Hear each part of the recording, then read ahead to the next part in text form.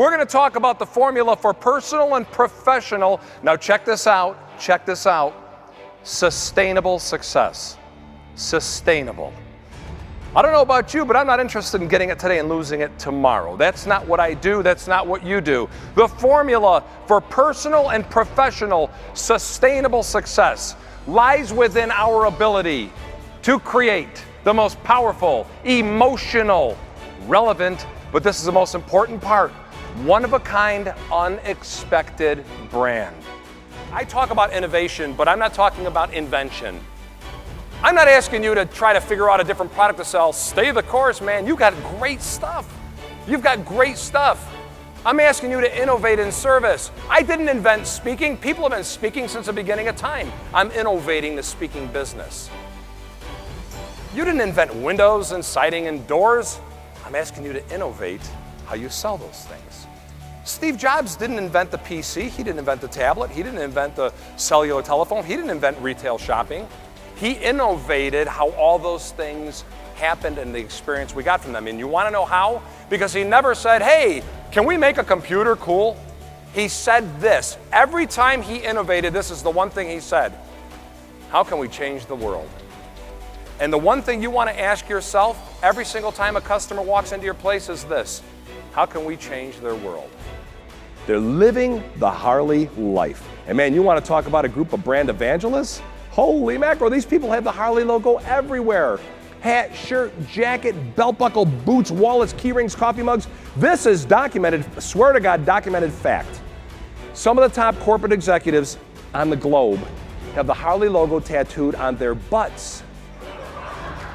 They do. Oh, you think that's funny? You think it's cute? Let me tell you something.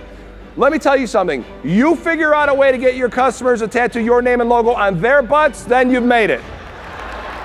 That's the brand you want. And every single showroom was exactly the same. Not the way they looked, the way they acted. Here's what I mean. We'd walk in every time. How are you? How can I help you? How can you help me?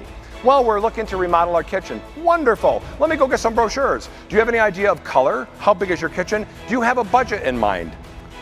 Bam, every time, bam. It was like after about 6, 7, 8 of these, it was like, how can I help you? Wah, wah, wah, wah, wah, wah. That's what I heard. Now, the other thing is every time we walked in, the person walked right up to me, ignored my wife. Every time. Now we walk into this place, this slight little guy named Steve walks up, walks right by me, ignores me, shakes my wife's hand. Good idea. She looks at him, he goes, hi, I'm Steve, and your name? She goes, my name is Debbie. And she turns to me and she goes, he gets me. Apparently I do not. You saw a lot of wonderful vignettes. And one of the ones that I saw, which I thought was really kind of telling, was a gentleman named Alan Schlangenbach, or whatever his name is. He seems to know a whole lot about a whole lot of stuff, doesn't he? I just may consult with this young man. Alan said this, you're okay, I like you. He said, I like you, but you know what? You haven't blown me away. He said, what you've done is you've managed my expectations. You've managed my expectations. Here's a definition of customer satisfaction. Here it is. I have an expectation. For whatever reason, you have called me, you have advertised, I've heard it from other people. I have an expectation of what it is you as Delta Airlines is going to do for me. Now, you can go bam and hit it here, bam and hit it there, or bam and nail it. And actually hit my expectation. You know what you just did? You made me a satisfied customer. I'm going to say this right now, and Tim, I don't know enough about the marketing materials that you do produce, but I'm going to say this. If you have anywhere in your lingo, anywhere in your materials, anywhere inside of you that says, our goal is to satisfy the customer, get rid of it. Get rid of it. And I'm telling you why. That's not enough. That's not enough. You think that satisfying a customer is good enough? No way. You know what? Here's what happens. I'll be your customer if you satisfy me until the next best deal comes along. then I'm gone. If all you're going to do is meet my expectations, I'm gone. You want to take them from here to here, which is loyalty? Here's what you have to do.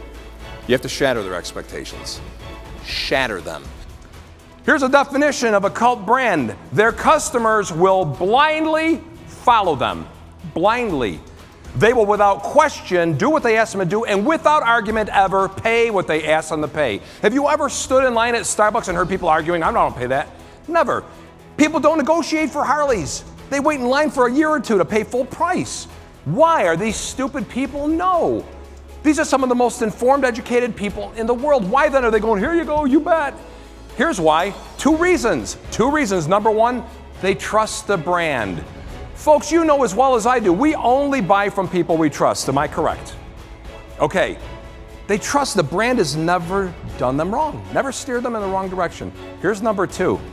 I was having breakfast this morning with some folks from Milwaukee and a gentleman from Seattle. And we're talking about kind of business development. Here's number two. The brand somehow enhanced that person's life. A couple of years ago, I asked you a question. I started off and I said, if somebody stopped you and said to you, hey, you look familiar, what do you do? I asked you, how would you respond to the question, what do you do?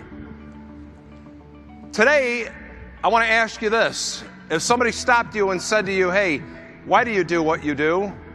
How would you answer that? I want you to think about this. Why do you do what you do? And here's the question. As you're evaluating, as you're reflecting, is your why bigger than the what? In other words, is why you do what you do greater, bigger than, more important than the what, than the stuff you sell?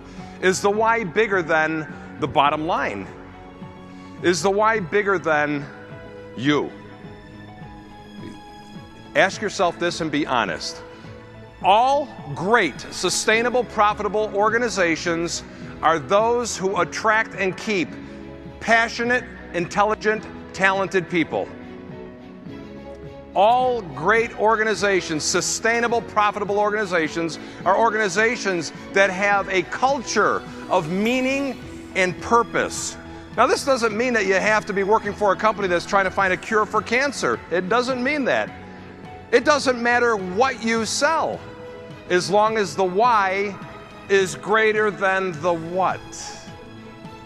It doesn't matter. And it all begins and ends with you. Great cultures, sustainable organizations, organizations surrounded by passionate, talented, intelligent people are all the result of leadership.